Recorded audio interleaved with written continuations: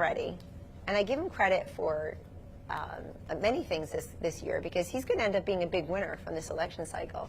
Try as everybody did to say you nominated the wrong people, you didn't give enough money, you're in the way. Hello. Hola. Hola. How are you? ¿Cómo está? ¿Cómo está? How are you? ¿Cómo estás? ¿Cómo estás? You're in the way, go away. Donald Trump in some ways never stopped campaigning from early 2015. First for himself, and in between for many, many different candidates. I mean, unlike Joe Biden, Trump was highly in demand in 2018 and did what he could to show up for many of these races, could only go for a couple of the House seats, but went around for a lot of the Senate seats. And we picked up seats in the Senate after the Kavanaugh hearings. Again, something totally misread, respectfully. We picked up seats in the United States Senate in 2018. Hard to do, lost, I think, 40 seats or so in the House. So he never stopped campaigning, including into his post-presidency years. And I would say it's hard for me to see that Joe Biden ever started really campaigning. Did he ever start campaigning for himself in 2019, 2020, after COVID hit? And he certainly isn't welcome in most places and spaces now. So in many ways, don't miss why and how Trump is running for president again, if he would like, because he actually never stopped being part of this. So he would have liked, I give him credit for staying in the game this cycle, with very few exceptions, and I can't even think of any right this second. I can think of the individual candidates like Matt Dolan in Ohio, who lost, but I can't think of individual Republicans on the ballot who are not running mostly, if not almost completely, on the America First agenda and the Trump-Pence accomplishments. So his legacy continued. So that's one. I give him a ton of credit for not announcing this year, for not stepping in the way of the midterm candidates, which a lot of people around him who frankly need him for their next meal and their next gig and their next center of power were urging him and begging him and leaking to a lot of you that he would be announcing any moment. I'm glad that he didn't do that. That was certainly my advice from the beginning. Wait until after the midterms, if you do it all. Secondly, I like the fact that he came back to Washington at the end of July, a full year and a half since leaving on January 20th, 2021, and gave a policy speech. It took President Trump an hour and a minute, roughly, to get to the 2020 election in that policy speech at AFPI, which you all covered. And then he went on to CPAC and gave mostly a policy speech. So when he does that, when people hear the binary choice and they're reminded of why his words, "You miss me, don't you?" They'll say, you know what? I'm going to push aside whatever I don't like, and I'm going to vote my pocketbook, my personal liberty, my fear of crime, my frustration with no baby formula on the shelves, rising costs of gas and groceries, which is a 6-month-old conversation. The conversation now is utilities, insurance, rent, mortgage, tuition, student loan payment. So I think you can expect him to announce soon. Obviously, there's a family wedding coming up on his property, and election day is late this year. But as he would say, wait and see. And then then he's got a lot to think about too, though, because the super PAC obviously can't be converted into a presidential source of funding. I ask him all the time. I asked him this summer, what happens to your fund and your funding?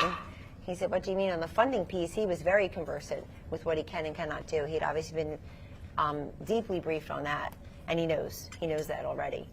And then I ask about his fund, because I care about him, the person. He's got a great life. He's got a great post-presidency life. They're making money. Again, he's involved in here's somebody unlike President George W. Bush or President Bill Clinton, President Barack Obama. They left the presidency after 2 terms as young men. And that was it. I think one of the worst things that could ever happen to those gentlemen is a former cabinet secretary or former senior staffer saying, oh, Mr. President, hello, I'm running for office. Will you help me? Oh, geez. I've left all that behind. Donald Trump is just getting started. So he loves this stuff and wants to continue. So I think you should, maybe keep your cell phone on, and sorry if you made any post-election plans, since these races are never all called.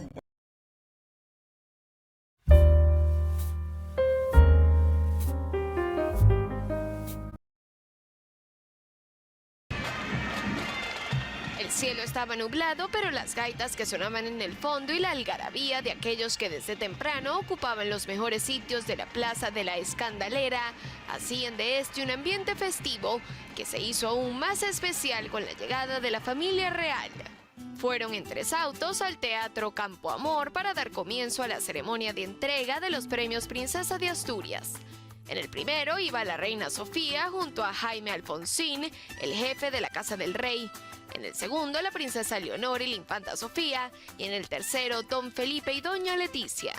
Fue entonces cuando se develó uno de los secretos mejor guardados, el vestido de la reina. Se trató de un estreno, pero al igual que en la edición anterior, no tenía rastro de Felipe Varela, el diseñador por el que había confiado a ciegas anteriormente. Este diseño es de The Second Skin, firma que se estrenó en su armario precisamente en Oviedo en 2019.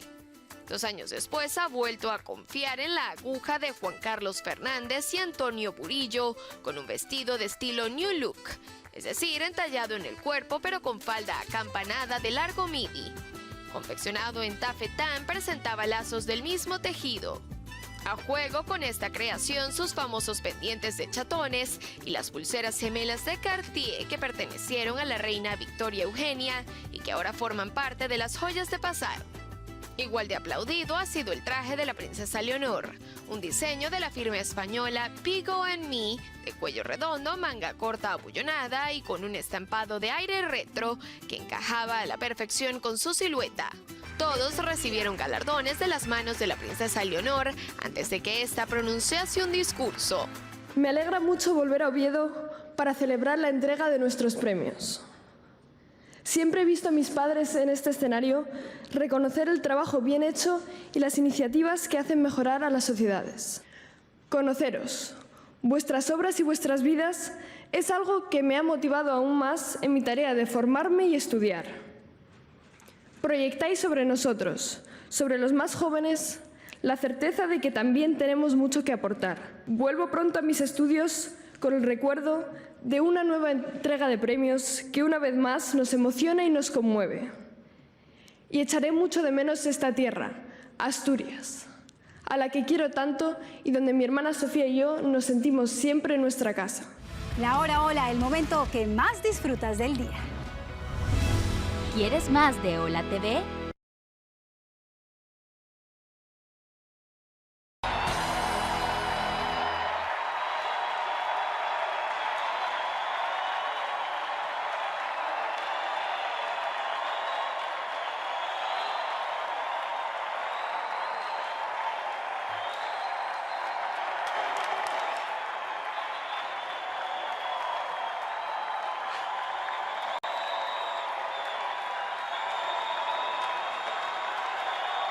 Thank you.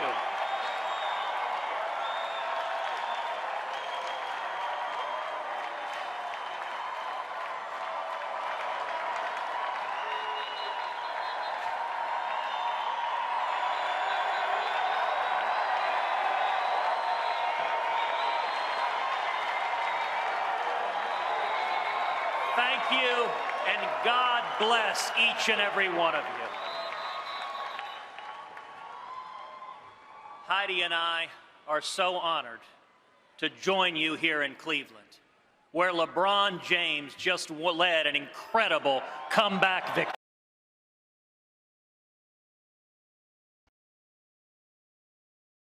A key battleground state for control of the Senate is Wisconsin. Republican Senator Ron Johnson is running for a 3rd term. He faces the state's lieutenant governor, Democrat Mandela Barnes. Both sides are spending millions of dollars, and the race remains neck and neck. Capitol Hill correspondent Eric Rosales reports. I'm in Waukesha, Wisconsin, just outside of Milwaukee, where Senator Ron Johnson is campaigning hard. I caught up with him just before he spoke at a Get Out the Vote rally. It's crucial. I mean, if you want to literally save this country, if you want to unify and heal it, It's got to be us. It has to be we, the people. We're not going to get helped by the, bulk of the mainstream media. Obviously, the radical leftists that are the Democratic Party right now, they're destroying this country. As a member of the Senate Budget Committee, Senator Johnson tells me government fiscal responsibility is a must. He believes huge deficits, slow economic activity, and high unemployment are symptoms of the problem, but not the root cause.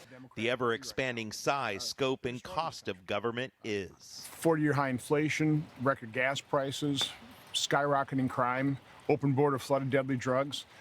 These things didn't just happen. These were caused by Democrat governance, Democrat policies. They have to be stopped. They need to be defeated. Senator Johnson is also a member of the Senate Foreign Relations Committee. But we certainly need accountability in terms of what's happening in Ukraine, what we have sent, how we've depleted our own munition stockpiles. Election records show Senator Johnson's opponent has raised more than $20 million in the third quarter to Johnson's $12.3 million.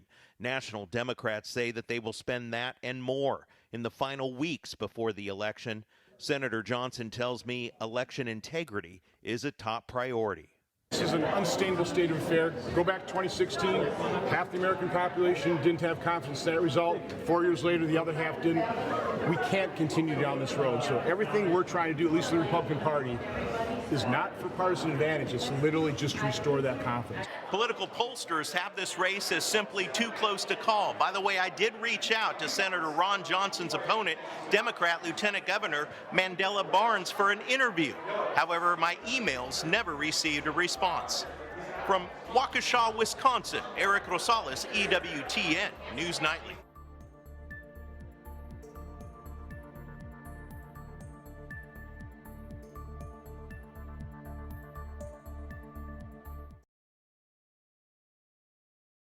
In August will reaffirm the importance of our enduring partnerships and discuss opportunities to deepen cooperation on trade and investment, infrastructure, climate and energy, and health.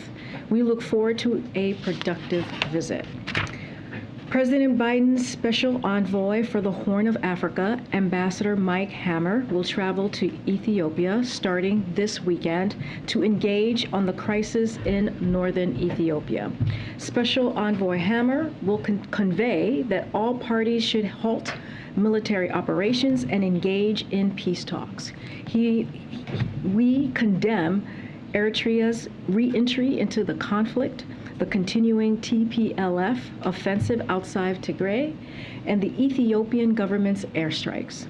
There is no military solution to the conflict. Prior to renewed hostilities, we were encouraged by 5 months of humanitarian truce and are now deeply concerned about the seizure of humanitarian assistance of military use. All parties should exercise restraint, and we urge de-escalation by all actors, particularly so that there can be a resumption of humanitarian relief and basic services to all parties in need. Last but not least, I also wanted to share some very sad news to report for the press team. This is the final day of our good friend and invaluable colleague, Alexandra Lamana's detail with us. As you know, we have rotating details from different agencies. Alexandra succeeded Brittany Kaplan at a pivotal time, coming to us from Treasury and taking the lead for the press team on our response to the Supreme Court, overturning Roe v. Wade, as well as the ensuing attacks on women's fundamental rights from elected Republicans in Congress, and also all over the country.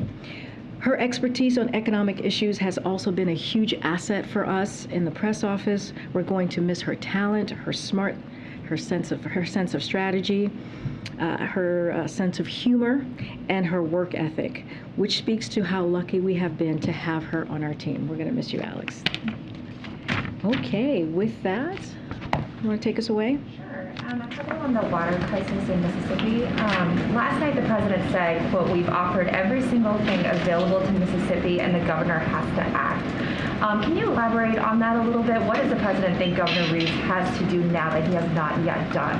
regarding the crisis? So let me just say a couple of things that give you all an update. So FEMA Administrator Deanne Criswell is in Jackson, Mississippi today to assess the ongoing emergency response operations. She will be joined by Infrastructure Coordinator Mitch Landrieu and other federal officials. I know she will be providing an update from the ground a little bit later today. FEMA, EPA, and the U.S. Army Corps of Engineers continue to deploy personnel to support the state's emergency response and identify longer-term. I knew that if I was caught, I'll be killed. I was born to a Chinese father and North Korean mother. But when I was 5, my father abandoned us and left to China and never returned. And lost my mother 6 years later from starvation. So I ended up living with my aunt until my father sent my stepbrother to take me to China.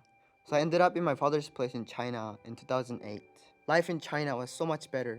I was so happy because I was living my life in freedom.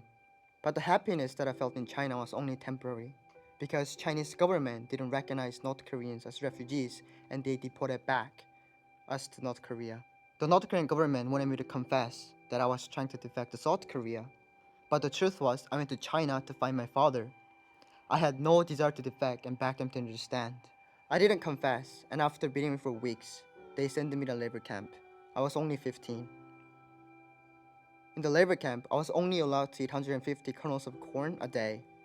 One morning, we were marching in our roast, our work site, and I saw a dry vomit on the road. I was so hungry that I got on my hands and knees and began picking the rice out of the vomited rice. I didn't stop eating the vomited rice until the beating from the guards were too unbearable. 8 months later, I was finally released because I couldn't even stand up or even lift my arm. After spending months trying to regain my strength, I needed to find a job. I began working in a coal mine where I was paid only in rice. Cave-ins were common, and I saw other boys lose their arms and legs as they're smashed into the rocks. And I watched my friend die when the coal cart fell off the track and crushed him. I worked in the mine about a year, and I realized it was my time to try to escape North Korea again. I knew how hard it's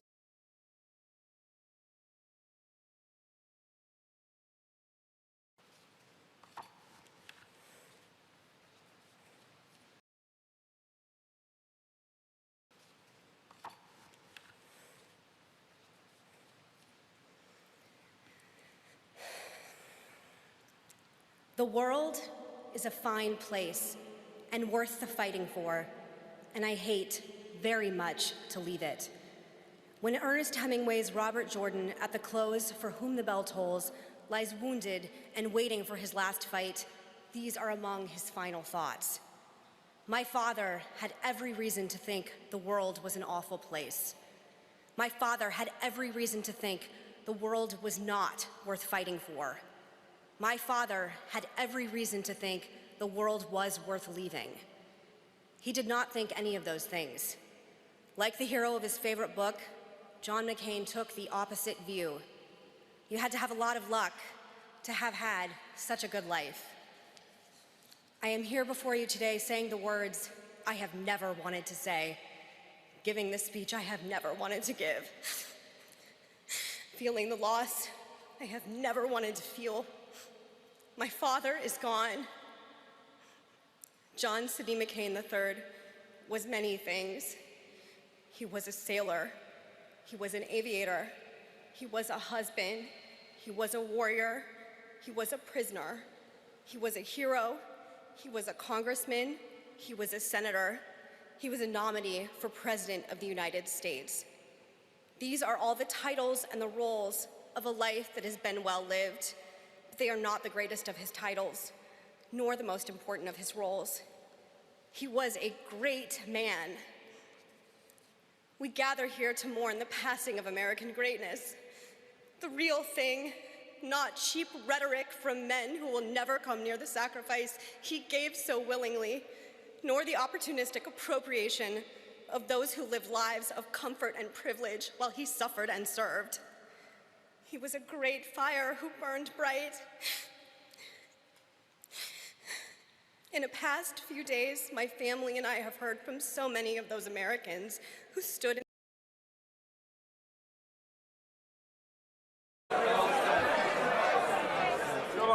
with the highest peacetime tax rates, food inflation running at 11.6%, mortgage rates rising dramatically, and a £50 billion hole in the public finances, the Prime Minister knows that Britain's broke.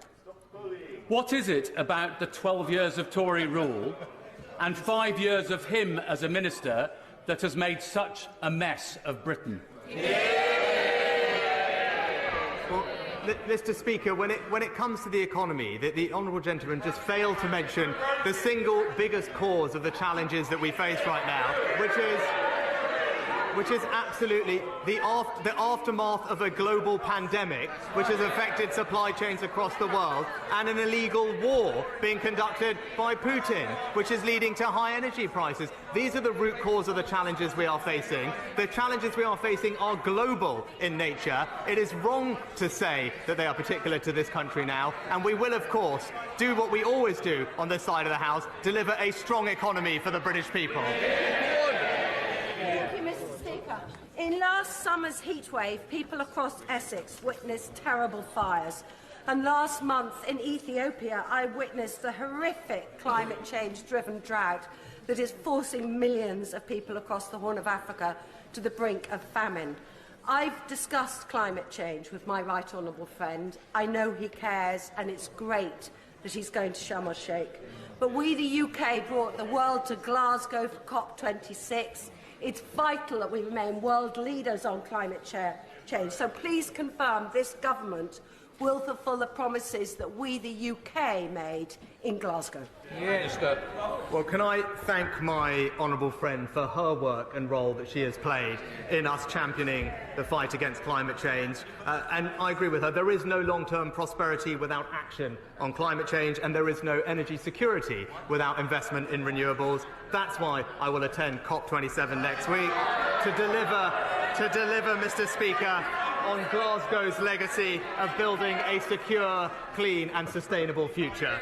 Thank you, Mr. Speaker. While the Prime Minister was secretly recorded boasting to friends that he had helped divert money away from deprived areas like Coventry towards wealthy areas, staff of Coventry's hospital are still paying £600 a year to park at work. So when will the Prime Minister stop hammering working people in my community? Well, Mr. Speaker, I think the honourable lady was asking about car parking in NHS hospitals, if I'm understood her rightly. We did introduce temporary free car parking during the pandemic. That was the right thing to do. And now all NHS trusts that charge for parking have implemented our free parking manifesto commitment for those in the greatest need, including hard-working NHS staff who work overnight. Speaker, on Back British Farming Day, will the Prime Minister recognise with all members of the House the important role that farmers take and recognise that public money for public good means producing food in this country? But could he also recognise the value that our trade deals are doing in allowing us to export our high-quality produce around the world, in particular the Australia Agreement, where a member of this House will be able to enjoy a certain delicate cut in his bush trucker trials? Well, Mr. Speaker, I agree with my honourable friend. British farmers are indeed the lifeblood of our nation. I join him in celebrating their contribution. I agree with him we need to prioritise food security, and he is right to champion free trade deals. They open up new markets and new opportunities for great British produce, and we will continue to open up more markets for our farmers everywhere. Boris Sherman. Mr. Speaker, can I welcome the first Prime Minister from Yorkshire for a very long time, but and I'm trying to be kind to him this morning. Isn't it the fact that since he resigned as Chancellor of the Exchequer on the 5th of July, we've had the most turbulent economic and political disaster in our country than any of us can remember?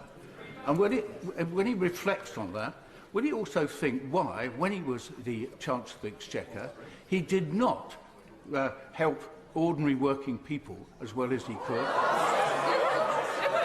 Yes? And can he now take the opportunity to tax the non-dons, who are 70,000 of them that are getting away with avoiding tax, and will he bring in a tax on windfall profits on the gas and oil industry? Prime Minister. Mr. Speaker, I'm very proud of my record as Chancellor in this country. And maybe the Honourable Gentleman could talk to the 10 million people who had their jobs saved through furlough. Maybe he could talk to the millions of those on the lowest incomes who benefited from the changes we made to universal credit. This will always be a fair and compassionate government that has the most vulnerable at our hearts. Thank you. Thank you, Mr. Speaker. With only 2 out of 10 autistic adults currently in employment, it's clear that much more needs to be done to realise their potential. Will my right honourable friend work with me to make sure that business and industry help close that alarming employment gap? Well, I know this is an area that my right honourable friend rightly champions and knows an enormous amount about. I look forward to working with him closely to get his recommendations on how we and industry can improve the lives of those who need our help. Sarah Jones. Thank you, Mr. Speaker. The Leader of the Opposition asked the Prime Minister who broke the asylum system. He dodged the question.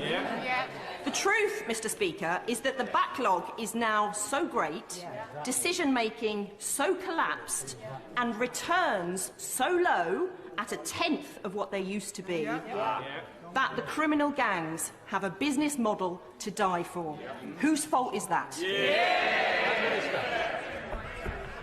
Mr. Speaker, the reason we are in this situation is because of the unprecedented number of people arriving here illegally, often from safe third countries. Now, if the party opposite was really serious about this, they would realise that we have to stop illegal migration, that we have to stop the exploitation of vulnerable people abroad. But they have opposed every single measure we have taken. They're not serious about this problem because they don't think it matters.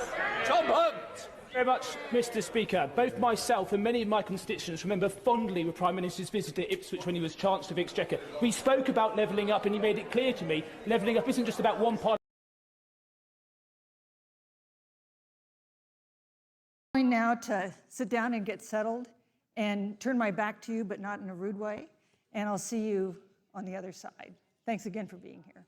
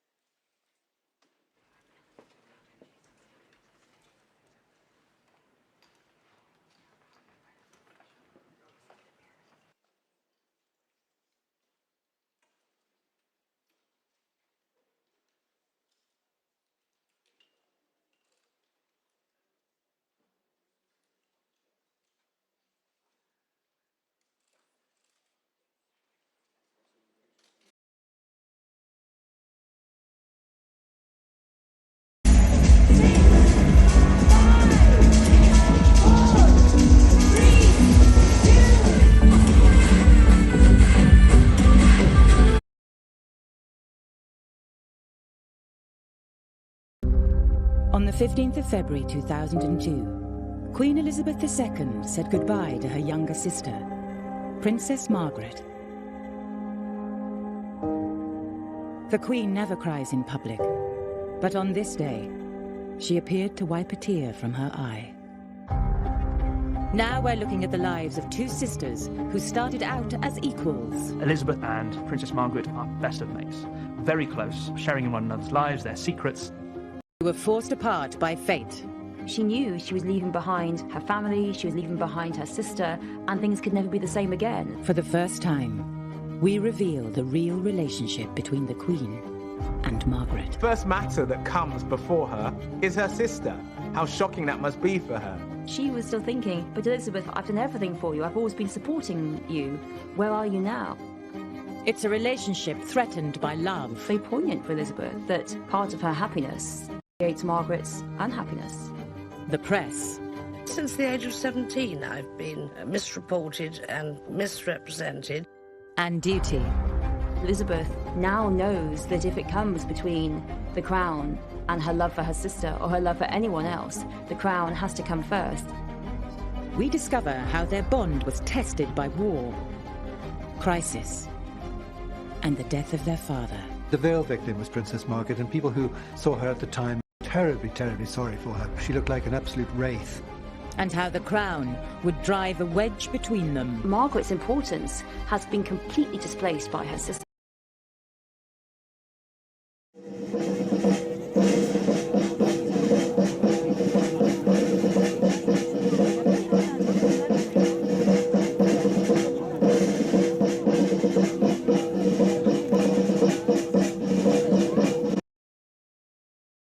President, I ask unanimous consent that I be able to speak for up to 15 minutes, Senator Marshall for up to 5 minutes, and Senator Menendez for up to 5 minutes before the scheduled roll call votes. Without objection. Thank you, Mr. President. I want to speak on two topics, Mr. President. First, inflation.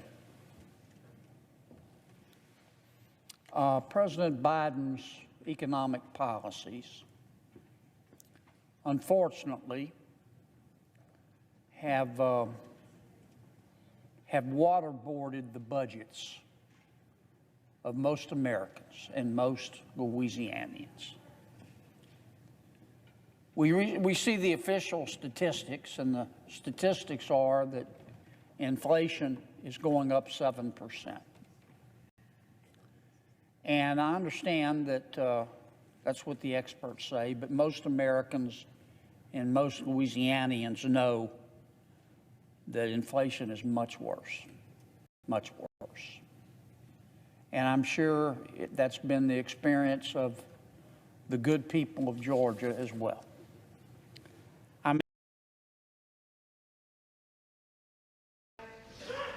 That after years of targeting our industries and stealing our intellectual property, the theft of American jobs and wealth has come to an end.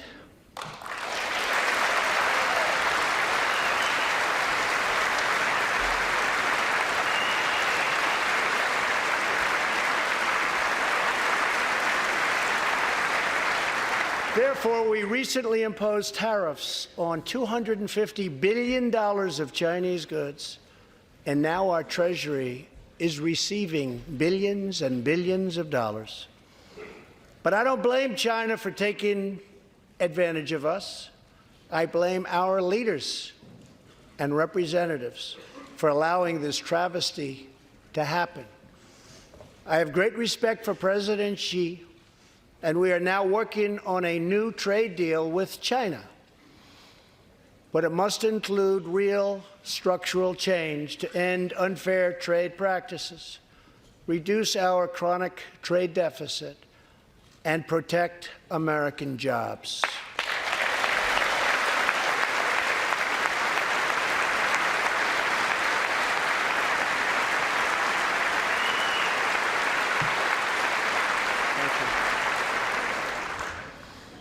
Another historic trade blunder was the catastrophe known as NAFTA.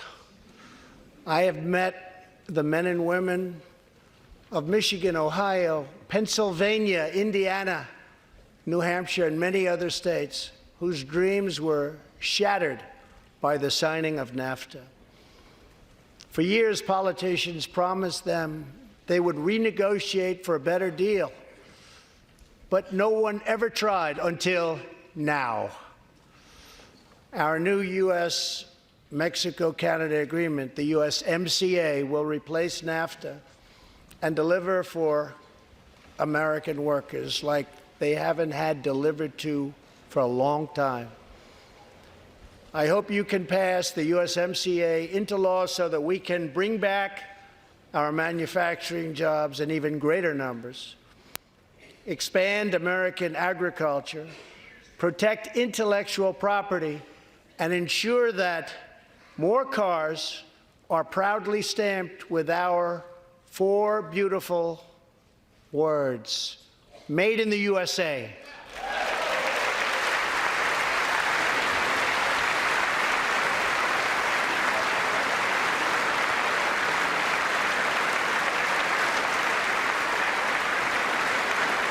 Tonight, I am also asking you to pass the United States Reciprocal Trade Act so that if another country places an unfair tariff on an American product, we can charge them the exact same tariff on the exact same product that they sell to us.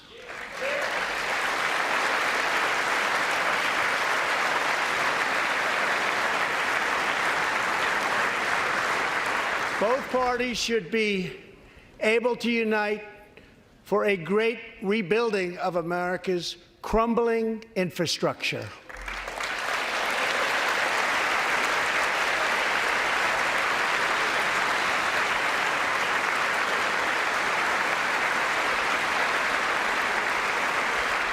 I know that Congress is eager to pass an infrastructure bill, and I am eager to work with you on legislation to deliver new and important infrastructure investment, including investments in the cutting-edge industries of the future. This is not an option. This is a necessity.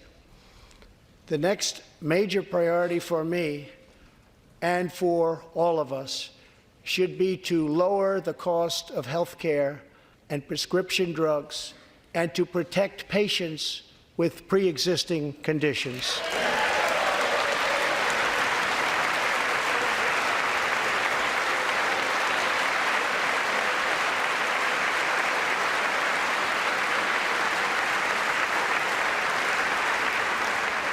Already as a result of my administration's efforts in 2018, drug prices experienced their single largest decline in 46 years.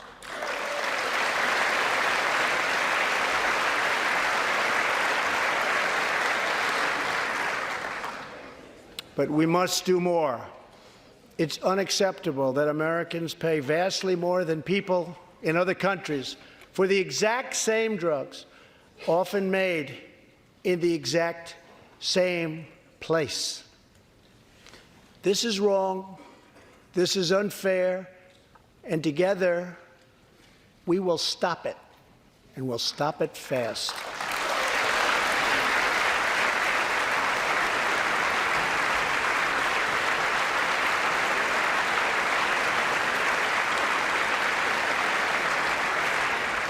I am asking Congress to pass legislation that finally takes on the problem of global freeloading and delivers fairness and price transparency for American patients, finally.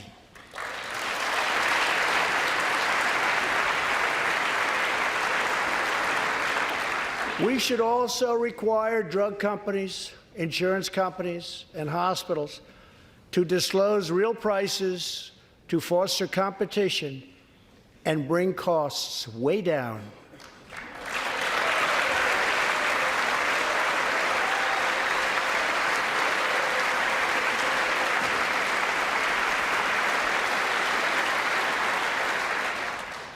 No force in history has done more to advance the human condition than American freedom. In recent years,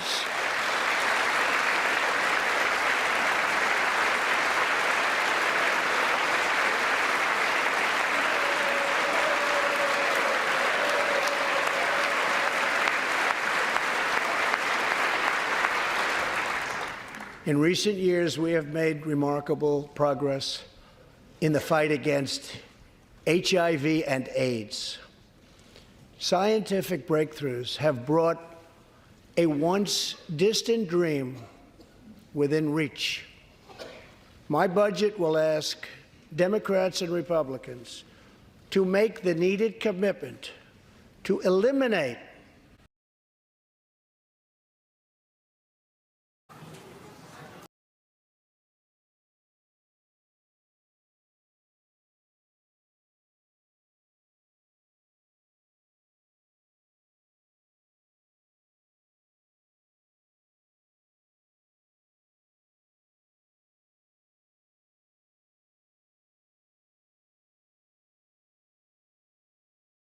papers, the Washington Post. They're like, oh, look at this great thing that was done. And yet we fast forward a few years to the Obama administration, where more than any other president, he prosecuted people charged in the Espionage Act. Can you talk a little bit about that? What is wrong with the Espionage Act and how it's being abused, and how it can be fixed, if it can be? See, I have trouble separating that because I see that blending in with.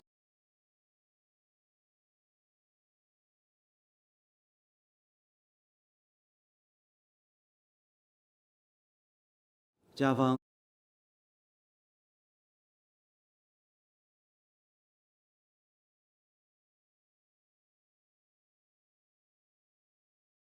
Lifetime Democrats in New York are turning their backs on Congresswoman Alexandria Ocasio-Cortez and siding with Republicans to flip her seat red. Even AOC's own constituents are fed up with her radical left agenda. You're a coward! You're a progressive socialist! You have done nothing! Tulsi Gabbard has shown guts where you've shown cowardice.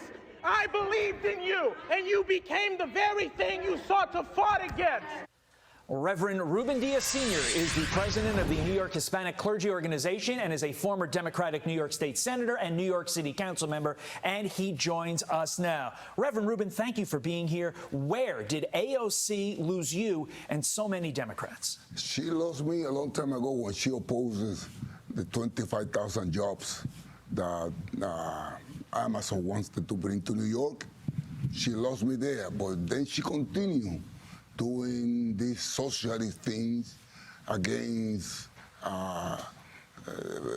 the police officer in favor of releasing criminals into the street, favoring the open borders, allowing all kind of people to come through the borders without checking. She opposes the police officer in the subway. Which is crazy. How would you oppose police officers in the subway when literally we have people pushing other people on the subways? It makes no sense. When you talk to your fellow hardworking, middle-class Democrats who are really trying their best to get by day in and day out, what do they say about AOC?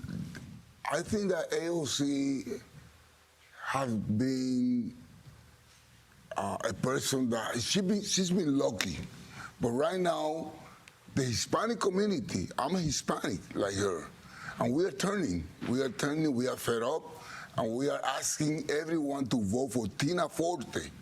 Tina Forte is the person, even though I'm a Hispanic, I am asking the Hispanic community and my parishioners and my fellow ministers to support Tina Forte in the Republican line. And in addition to supporting Forte, you're supporting Lee Zeldin for governor. Do you think there are going to be enough Latinos that ultimately vote for Lee Zeldin to win him this race? Right now, I am working in the Bronx to get 40% of the Hispanic community to support Lee Zeldin and Tina Forte. So I believe that Lee Zeldin will be our next governor, and Tina Forte will be our next congresswoman. That's a big prediction. You heard it here first. So in light of these concerns from you, Reverend Ruben, in light of these concerns from the Latino community who now looks at AOC and says, this person doesn't represent us, doesn't represent Latinos, why did the Biden administration go so far left with their policies, seemingly to appease AOC and the far left squad, when the people don't seem to want that? Do you have any idea why they did that? No. It is crazy. It is crazy, and I think that President Biden has been failing our nation.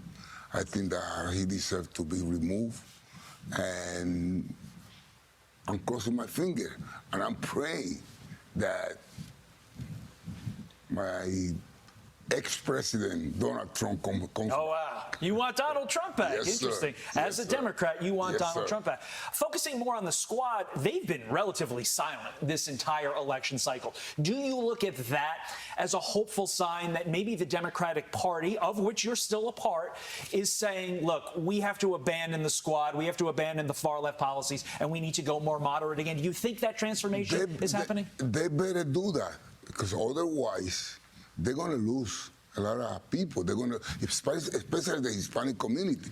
The Hispanic community is a conservative community. I mean, people think that we're liberal. We ain't liberal. We are very conservative.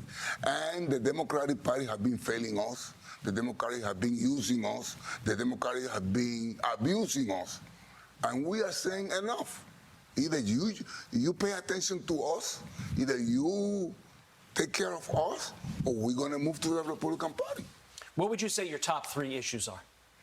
Education, closing the border right now, because we have constituents here that are suffering, are in need of services when people that are crossing the border are getting all the services, all the benefits, and the people here ain't getting anything. So. All right, well, okay, so you mentioned your issues. They seem like very pro-Republican issues. You said you're voting for Forte, Zeldin, and you want Donald Trump to run back. So Ruben Diaz, Reverend Ruben Diaz Sr., why don't you rip the Band-Aid off and convert to Republican? Your answer, sir? No. Why? Because I'm a Democrat. And the party has left you. You're not leaving the party. I'm not leaving the party. I'm going to work inside the party to move the party, to make them understand that we Hispanic, we Democrat. But you are going too far left. Time for you to stop, listen, and change. You speak for so many members of the Latino community, so many members of the Democratic Party, but like you said, they're not listening. They're not paying attention to you, and that's going to cost them. After November 8th. After November 8th. They will. Reverend Ruben Diaz Sr., a pleasure having you on. Thank you so much for being here, sir. We truly appreciate it. Thank you. And please, Tina Forte. He's going for Forte. رحب صاحب السمو الشيخ محمد بن راشد آل مكتوم نائب رئيس الدولة رئيس مجلس الوزراء حاكم دبي رعاه الله وصاحب السمو الشيخ محمد بن زايد آل نهيان ولي عهد أبو ظبي نائب القائد الأعلى للقوات المسلحة وأصحاب السمو أعضاء المجلس الأعلى حكام الإمارات وأولياء العهود ونواب الحكام بضيف البلاد الكبيرة خادم الحرمين الشريفين الملك سلمان بن عبد العزيز آل سعود عاهل المملكة العربية السعودية الشقيقة الذي يحل ضيفا عزيزا بين أهله وأشقائه في بلده الثاني دولة الإمارات العربية المتحدة معربين عن اعتزازهم بما يربط دولة الإمارات العربية المتحدة بقيادة صاحب السمو الشيخ خليفة بن زايد آل نهيان رئيس الدولة حفظه الله بالمملكة العربية السعودية من علاقات أخوية متينة وراسخة. جاء ذلك خلال الاستقبال الكبير الذي جرى مساء اليوم لخادم الحرمين الشريفين والوفد المرافق في قصر المشرف في أبو ظبي.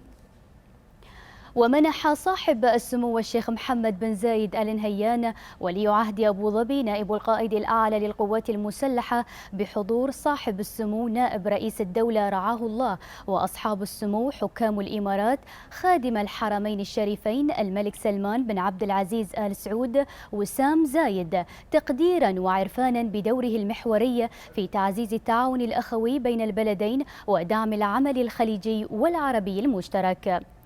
حضر الاستقبال صاحب السمو الشيخ الدكتور سلطان بن محمد القاسمي عضو المجلس الأعلى حاكم الشرقة وصاحب السمو الشيخ حميد بن راشد النعيمي عضو المجلس الأعلى حاكم عجمان وصاحب السمو Your Royal Highness, the events marking the 50th anniversary of VE Day have tended to overshadow the fact that the war wasn't yet over. Japan actually didn't surrender until August the 14th, 1945. Can you recall the events of that day? 14th. Well, I can recall being in Guam with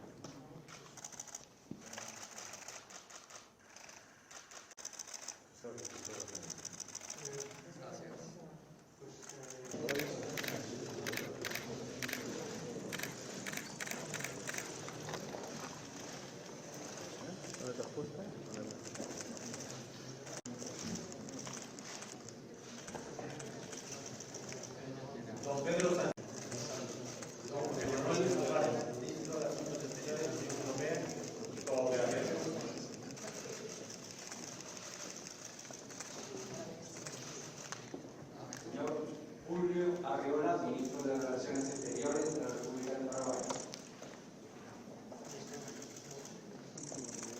Señora Adriana Alza, esposa del ministro de Relaciones Exteriores de la República del Paraguay. Señor Luis Alberto Castiglioni, ministro de Industria y Comercio de la República del Paraguay. Señor Ricardo Scavone, embajador de la República del Paraguay en España. Señor Félix Santiago Ugarte. Señor Mario Pablo Díaz. Señora Sofía Montiel de Apar, ministra de la Secretaría Nacional de Turismo de la República del Paraguay. Señora María Leticia Lacerda, embajadora de la República del Paraguay en San Blas. Señora Estefanía Lacerda, viceministra de Inversiones y Exportaciones del Ministerio de Industria y Comercio de la República del Paraguay. Señor Enrique Duarte, presidente de la Unión Industrial Paraguay. Señora Ana María Ayala, directora para Europa de la República del Paraguay. Señora María Soledad Saldívar, cónsul general de la República del Paraguay en Madrid. Señora Doris Benoni, directora general de Productos Turísticos de la Secretaría Nacional de Turismo de la República del Paraguay. Ahora de España en la República del Paraguay. Doña María Sebastián de Eric, directora de embajador. Don Juan Fernández Felipe, secretario de Estado para Iberoamérica y el Caribe y el Español en el mundo. Doña Pilar Campero, secretaria de Estado de Cooperación Internacional. Doña Gianna Mendes, secretaria de Estado de Valdés, secretario de Estado de Turismo. Don Teodoro López Calderón, jefe de Estado Mayor de la Defensa. Don Antonio Garamendi, presidente de la Confederación Española de Organizaciones Empresariales. Don José Luis Bonet, presidente de la Cámara de Comercio de España. Don Raúl Blanco, secretario general de Industria y de la Pequeña y Mediana Empresa. Don Jorge Robinal, presidente de Alto Club y de la Fundación Alta España. Don José Manuel Entrecanales, presidente de Acción. Doña María Emma Arraiz, directora del Departamento de Asuntos Exteriores del Gabinete de la Presidencia del Gobierno. Don Diego Martínez Belín, director del Gabinete del Ministro de Asuntos Exteriores, Unión Europea y Cooperación. Señora Don Manuel Marmolejo, presidente del Consorcio de Bomberos de Málaga.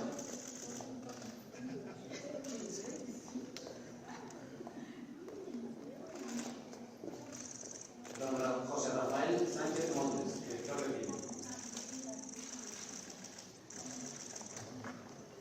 Señor Max Trejo, secretario general del Organismo Internacional de la Juventud para Iberoamérica. Señor Rea Kim Jeffries, artista y diseñador. Eduardo Tamayo, historiador e investigador de la Universidad Autónoma de Madrid. Don Miguel Caballero, presidente del Consejo General de la Organización Nacional de Ciegos Españoles, acompañado de doña Ana Morales. Don Pedro Gómez, director general internacional del Grupo TIC.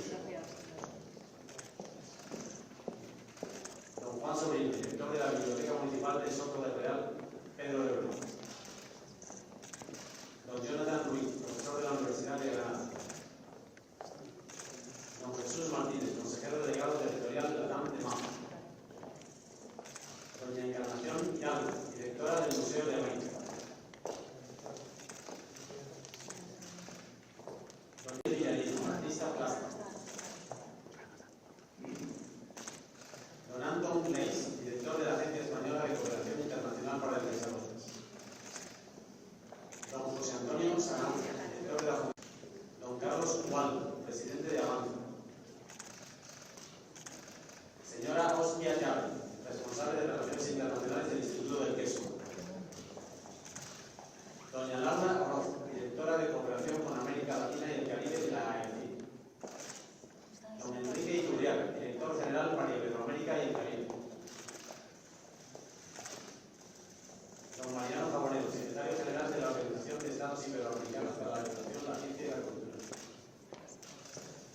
Don Ricardo Mairal, rector magnífico de la Universidad Nacional de Educación a Distancia.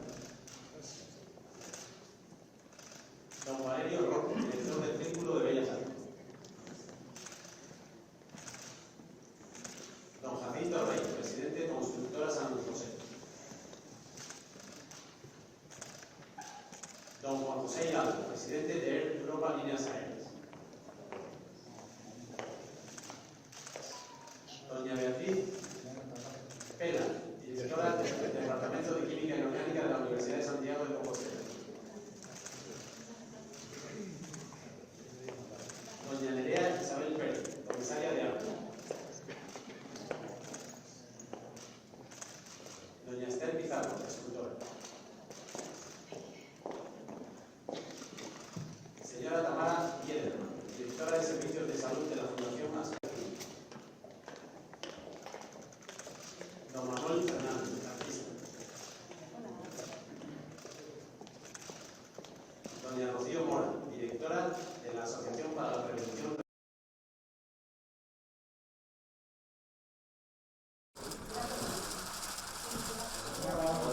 Hola, hola. No. Un poco más para aquí, un poco más.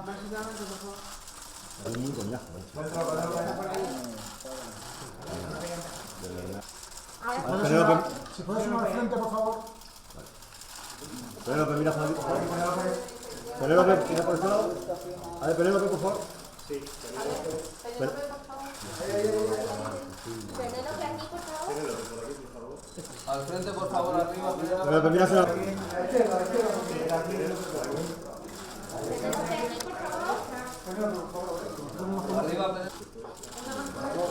Arriba, sí. ¿Por este lado, por favor? Sí, Ahí. Ven conmigo. Penélope, aquí cuando pueda. Vale. Arriba, por favor. Penélope, por aquí. Por aquí, por favor. ¿Puedes unir al centro? Penélope, al centro, arriba. Gracias. Arriba al centro, por favor.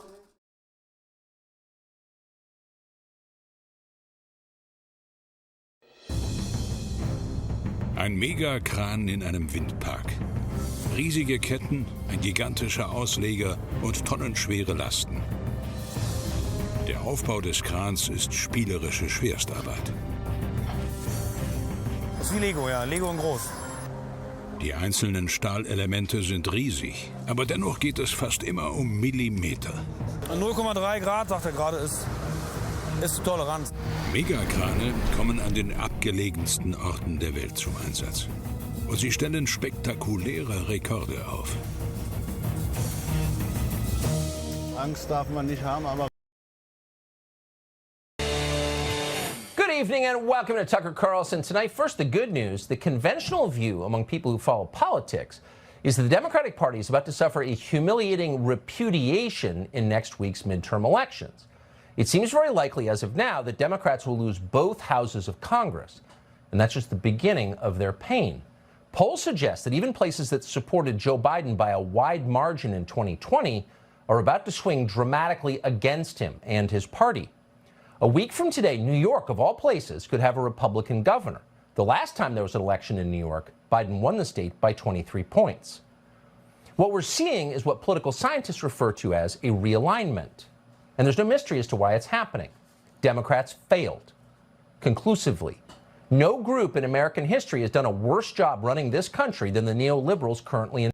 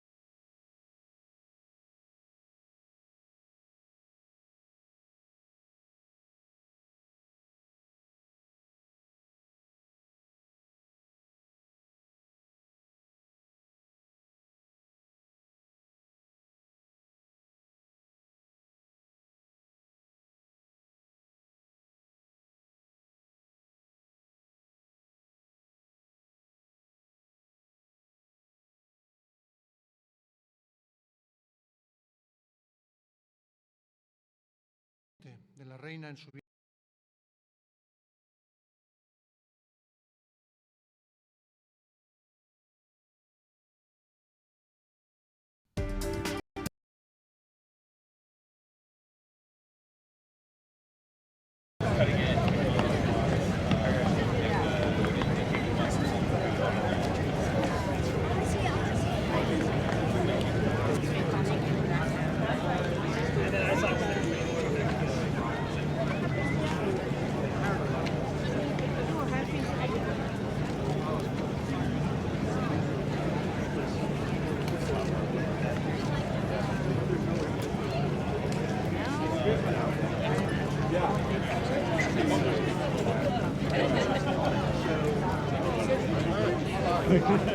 Jeez, that's... Go ahead.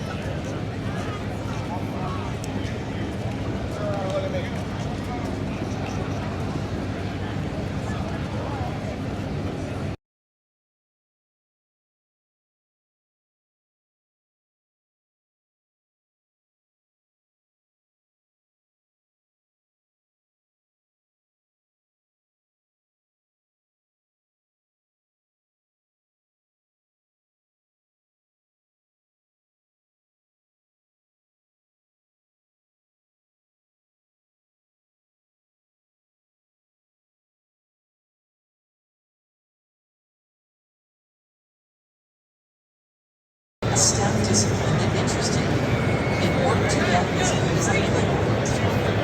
That way you had a great background. As shared plans change, you have a path forward that you have walked. But what stands out are the people you meet along the way and the teams you form. The bonds you create with your classmates and the people who are doing work right now to which you to fulfill your curiosity for a whole lifetime. I encourage everyone to visit the many exhibit areas and participate in activities, especially in the NASA education area.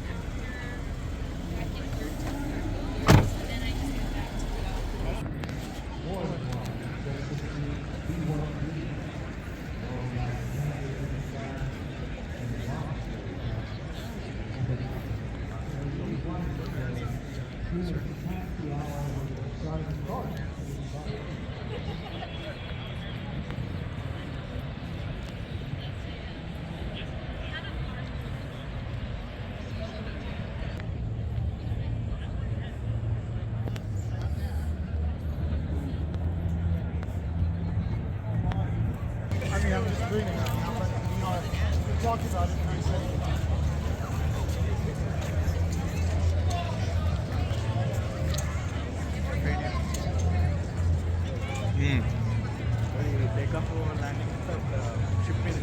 అదా Mustang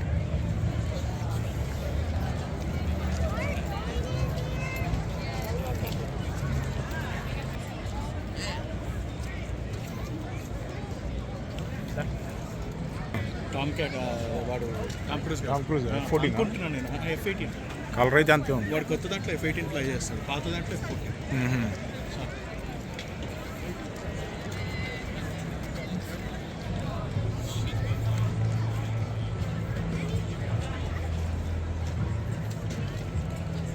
Whoa! He's like amazing.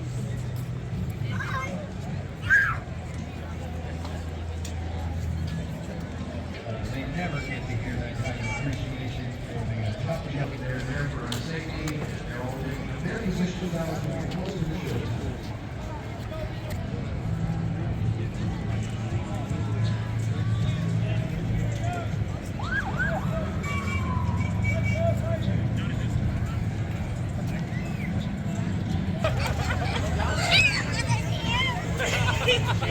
Watch out for other people.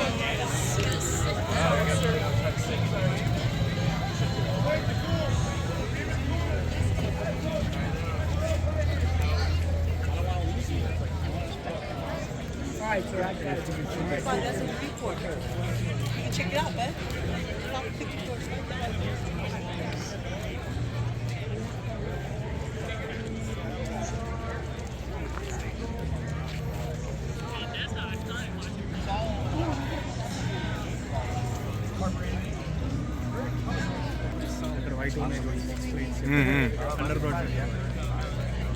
F-35 Lightning, huh?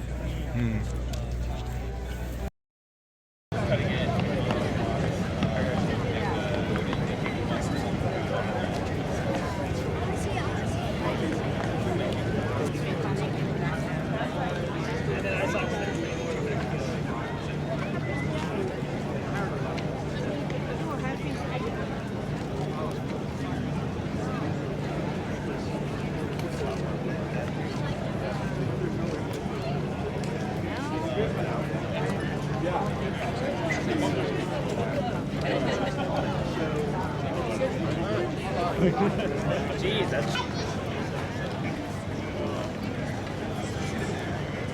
Go ahead.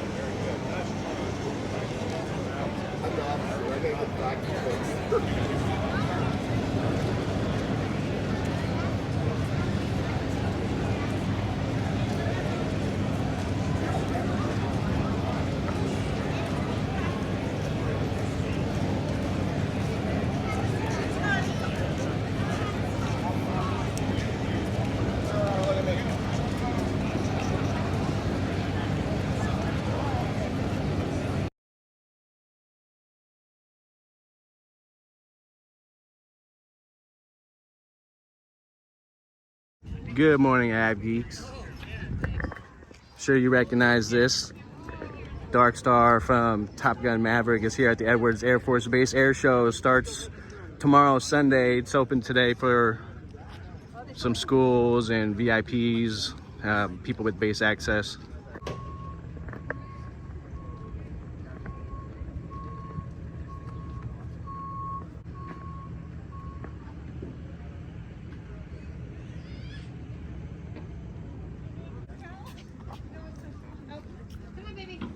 So of course this thing doesn't actually fly. It does have a functional cockpit though. And they made it just for the movie. But the concept for a hypersonic fighter jet is definitely a real thing. This is from Skunk Works. And there's a reason they put this in the movie. They want people next 10 years to be engineers and work for them and develop the next generation of fighter aircraft, which are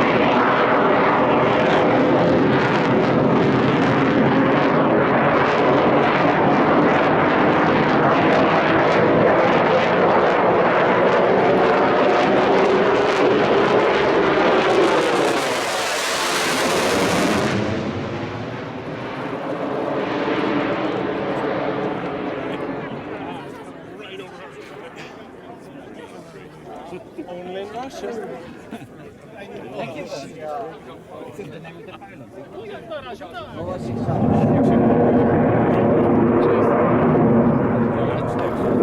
backing it up. Hold on, I can back it into the spot. Just go around and try again. No, I got this.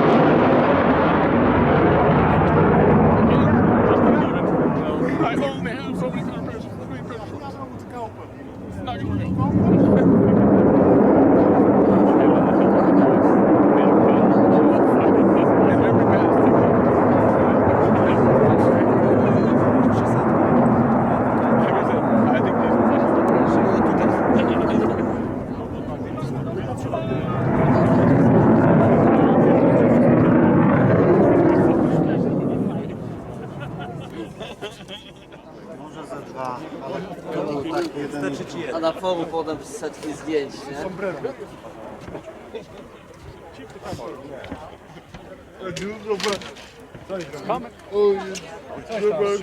Takie może być, czy gorsze? Czemu nie może być? Tak? Zdecydować taki może być.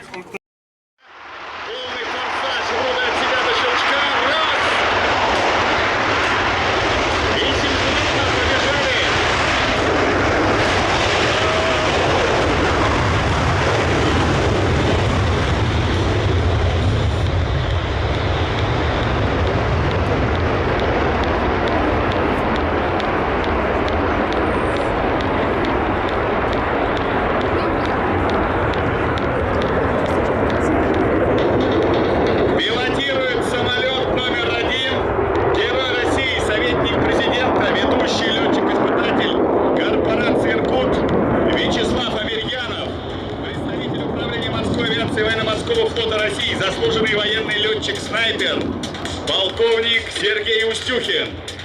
Во втором самолете сын Вячеслава Аверьянова и Евгений Аверьянов, летчик-испытатель первого класса Иркутского авиационного завода корпорации «Иркут» и командир полка полковник Алексей Бурлаков. Синхронный выход на вертикали. И сейчас летчики демонстрируют синхронный колокол семьи Аверьяновых.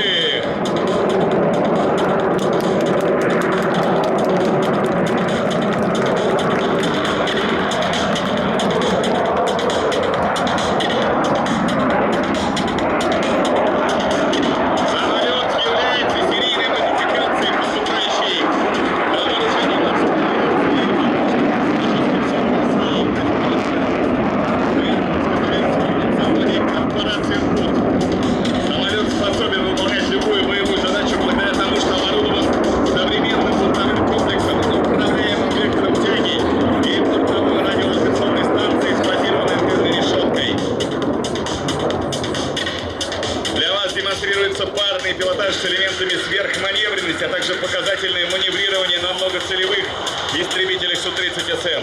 Это маленькая часть большой работы, целью которой явилось применение сверхманевренности. Можно увидеть его черный след. Это значит, что к нам на полной скорости мчит истребитель МиГ-29 пилотажной группы «Стрижи». Дорогие друзья, Приготовьтесь и встречайте солист пилотажной группы «Стрижи» Дмитрий Косоруков!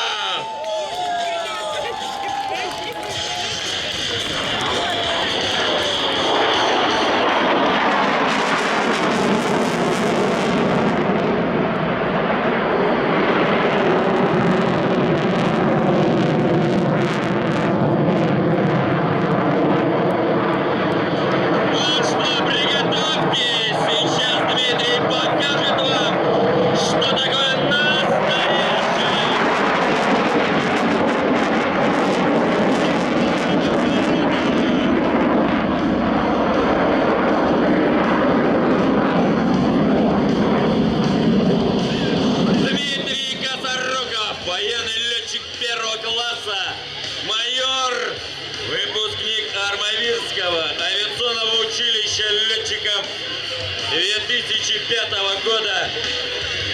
Выступает в основной команде «Стрижей» в качестве одиночного пилотажника на пределе возможностей самолета. Предельный угол атаки и вращение с выходом на минимальную скорость. 200 километров в час. Он летит под стать вертолету. Включает форсаж. И набирает скорость для очередного маневра.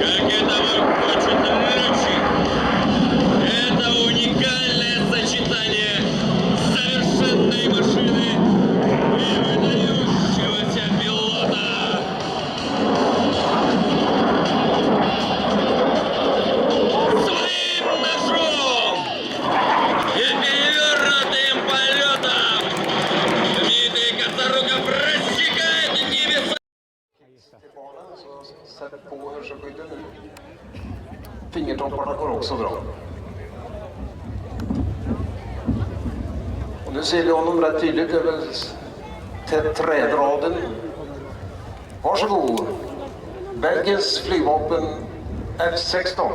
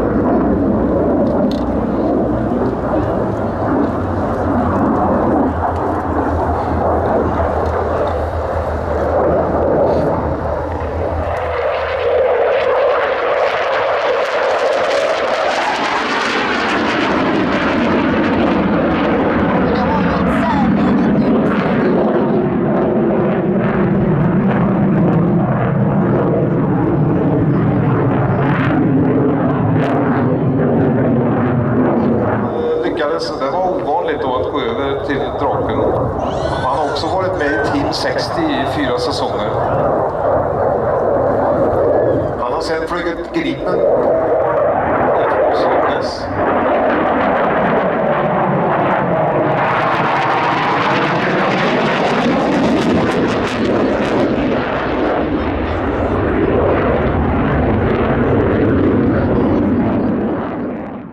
Siktet på en vigel.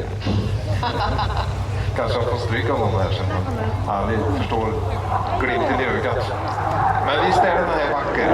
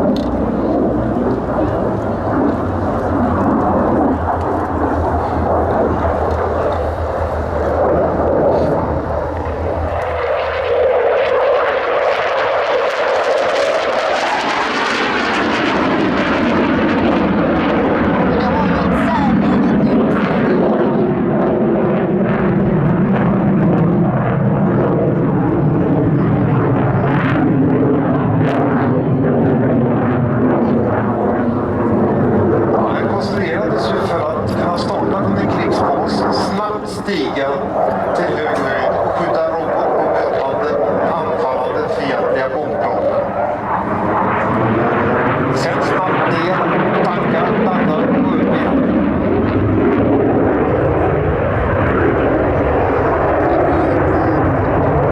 Lars Martinsson, han är född 1966 och började flygvapnet 1985. Först flög han Viggen på Karlsborg, sen flyttade han till Ängelholm där han flög spaningsviggen. Men sen lyckades han övertyga någon att det var drakarna som flyga. Så han lyckades, det var ovanligt då att gå. Szwecja to największe państwo skandynawskie. Zajmuje 5. miejsce pod względem terytorium wśród wszystkich krajów europejskich. Ma dość rozwinięty przemysł zbrojeniowy. Narodowy kompleks wojskowo-przemysłowy zaspokaja większość potrzeb sił zbrojnych w kontekście broni i innego sprzętu. Lotnictwo to natomiast jeden z najbardziej rozwiniętych obszarów tej gałęzi przemysłu w Szwecji. Szeroko wykorzystuje się tam najnowsze osiągnięcia nauki i techniki.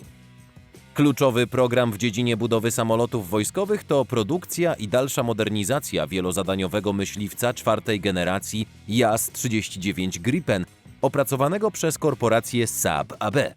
O tym dzisiaj Wam opowiemy. Jak twierdzą sami twórcy, nowy szwedzki myśliwiec powinien ograniczyć zapał Rosjan w Skandynawii. Zostańcie z nami do końca, będzie ciekawie. Intensywny rozwój konstrukcji lotniczych i rakietowych w Szwecji rozpoczął się w przededniu II wojny światowej, kiedy zaczęły pojawiać się duże zamówienia rządowe, a wraz z nimi dotacje. W takich warunkach powstała firma Saab, która w krótkim czasie zyskała dominującą pozycję w branży.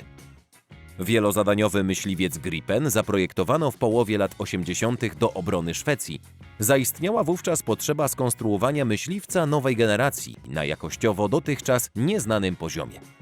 Maszyna miałaby być jednocześnie samolotem przechwytującym, rozpoznawczym i szturmowym. Koncepcja myśliwca początkowo opierała się na elastyczności. Nowy myśliwiec musiał być zdolny do startu ze słabo przygotowanych lotnisk i w związku z tym potrafić wzbić się w powietrze na krótkim rozbiegu, a przy tym zapewniać wygodę, łatwość utrzymania bez awarii. Witajcie! Tworzenie technologii to dość pracochłonny proces, połączenie kreatywności i wiedzy z różnych dziedzin nauki. Najłatwiejszym sposobem zbudowania czegoś nowego wydaje się skopiowanie tego, co już zostało stworzone. Dokładnie to robiły różne kraje, kopiując od siebie wszystko, od najdrobniejszych szczegółów do ogromnych maszyn.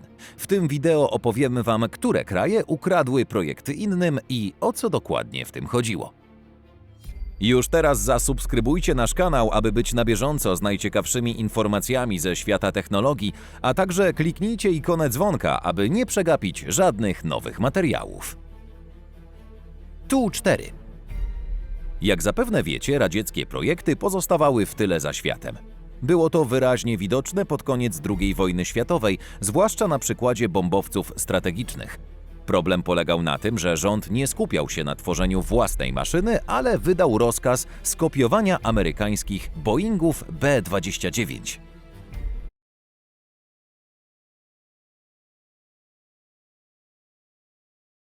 Słynny radziecki konstruktor samolotów Andrijej Nikołajewicz Tupolew otrzymał polecenie stworzenia dokładnej kopii bombowca w ciągu zaledwie 2 lat.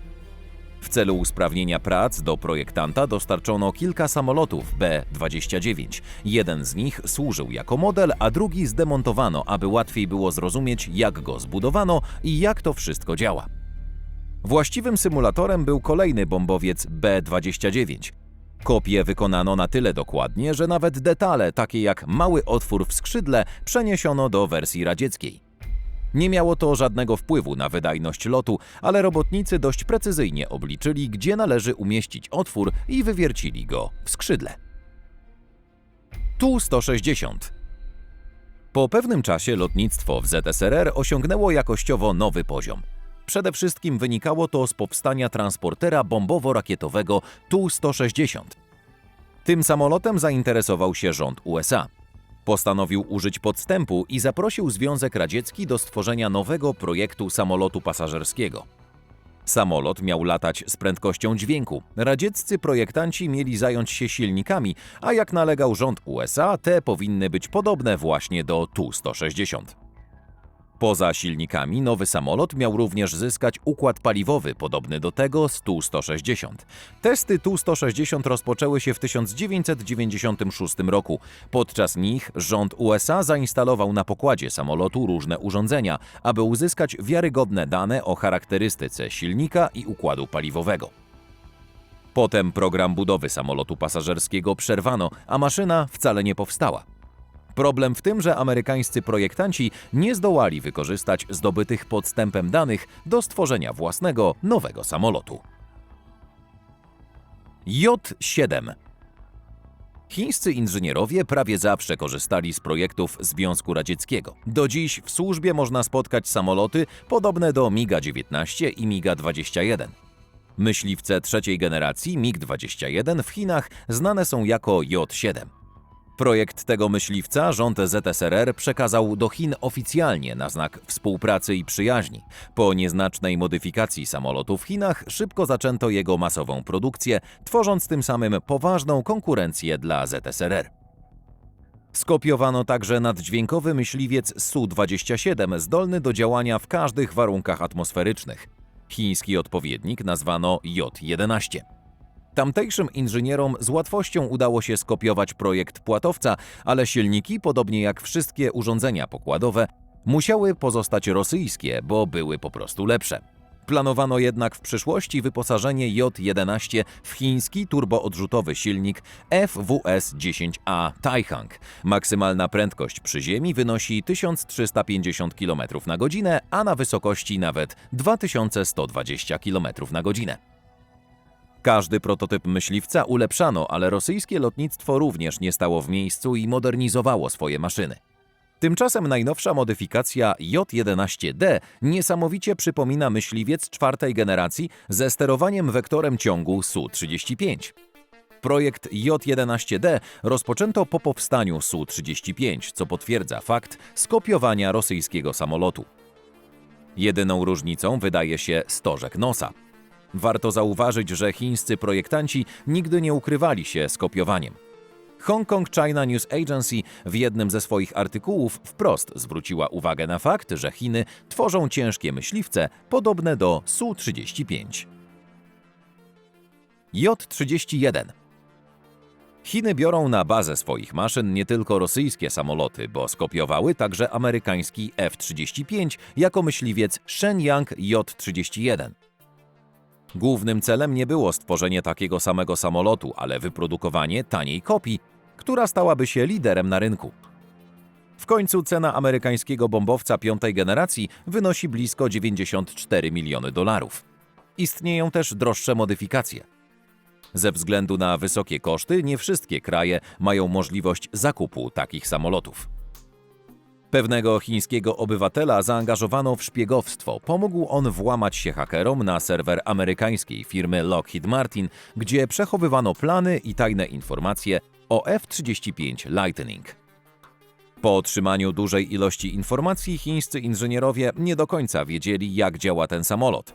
Zewnętrznie F-35 Lightning i Shenyang J-31 są identyczne. Różnica polega na liczbie silników. Chińskie odpowiedniki wyposażono w 2 jednostki. Nie do końca udało się też wprowadzenie technologii ukrywającej stealth.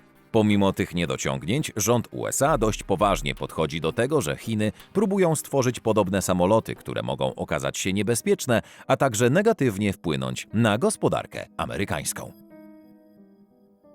J-20. Chengdu J-20 ma wiele podobnych, a nawet całkowicie skopiowanych elementów z rosyjskiego MiG-144, który był tylko prototypem, oraz amerykańskich myśliwców 5. generacji F-22 i F-35. Do gałęzi przemysłu w Szwecji.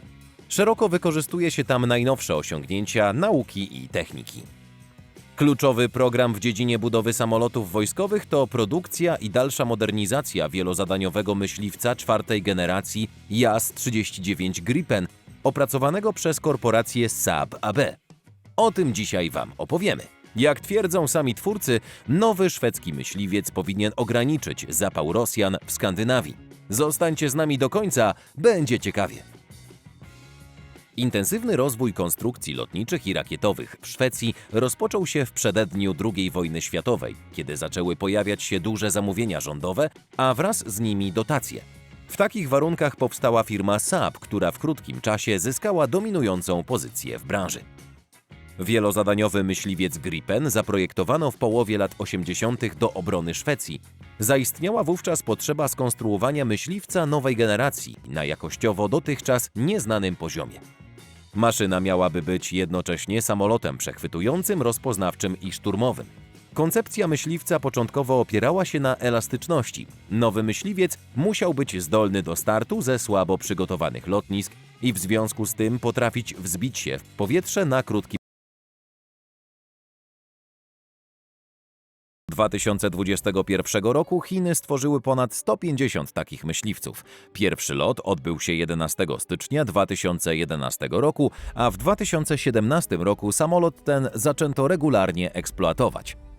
Załogę stanowi jeden pilot. Długość maszyny wynosi 20 metrów 30 cm, a rozpiętość skrzydeł 12 metrów 88 cm. Wloty powietrza znajdują się z boku, a pionowy ogon przypomina konstrukcję F-35. Nos samolotu nawiązuje zaś do F-22. Lokalizacja silników jest taka sama jak w MiG-144. Od 2020 roku Chiny stosują nową modyfikację tego samolotu J-20B. Korea Południowa. Większość południowo-koreańskich samolotów wojskowych bazuje na rozwiązaniach amerykańskich. Koreańscy inżynierowie próbowali tworzyć własne projekty, ale wykorzystując przy tym detale z innych krajów. Ten samolot to Kai KF-X, opracowany przez Agencję Rozwoju Obrony i wyprodukowany przez Korea Aerospace Industries. Długość maszyny wynosi 16,9 metra, a rozpiętość skrzydeł 11,2 metra. Do sterowania wystarczy jeden pilot. Myśliwiec ten stworzono dla Sił Powietrznych Republiki Korei i Sił Powietrznych Indonezji. W 2001 roku prezydent Korei Południowej oficjalnie ogłosił realizację projektu. W 2010 roku Korea Południowa i Indonezja nawiązały współpracę. Indonezja musi pokryć 20% kosztów i otrzyma jeden gotowy samolot, a także pełną dokumentację techniczną oraz możliwość produkcji takiego samolotu na swoim terenie. W marcu 2021 roku opublikowano informację o rozpoczęciu montażu pierwszego prototypu, a jego ukończenie miało miejsce w kwietniu tego samego roku. W 2022 roku myśliwiec powinien wykonać swój pierwszy lot. Koszt projektu to $16,6 miliarda. Którą kopię maszyny lotniczej uważacie za najsensowniejszą? A może jesteście całkowicie przeciwni takim działaniom? Koniecznie dajcie nam znać w komentarzach poniżej.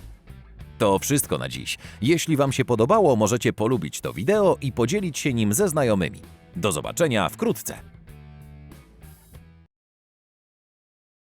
Witajcie. Amerykanie zawsze dążyli do stworzenia idealnej maszyny latającej, aby móc kontrolować przestrzeń powietrzną. Strategiczne samoloty naddźwiękowe do dziś budzą duże zainteresowanie. Te jednostki potrafią nawet unikać pocisków, przyspieszając i szybko się wznosząc. Lotnictwo wojskowe różnych państw po prostu musi mieć takie maszyny na wyposażeniu. W końcu są zwinne, szybkie, a ponadto doskonale sprawdzają się w misjach zwiadowczych. W tym wideo przedstawimy Wam najszybszy i najlepszy samolot naddźwiękowy, jaki służył w amerykańskich siłach powietrznych w czasie zimnej wojny. Ten materiał poświęciliśmy amerykańskiemu samolotowi rozpoznawczemu SR-71. Wszystko zaczęło się dlatego, że Centralna Agencja Wywiadowcza USA potrzebowała idealnego powietrznego statku rozpoznawczego. To właśnie ta instytucja jako pierwsza zamówiła prototyp samolotu oznaczony symbolem A-12. Były to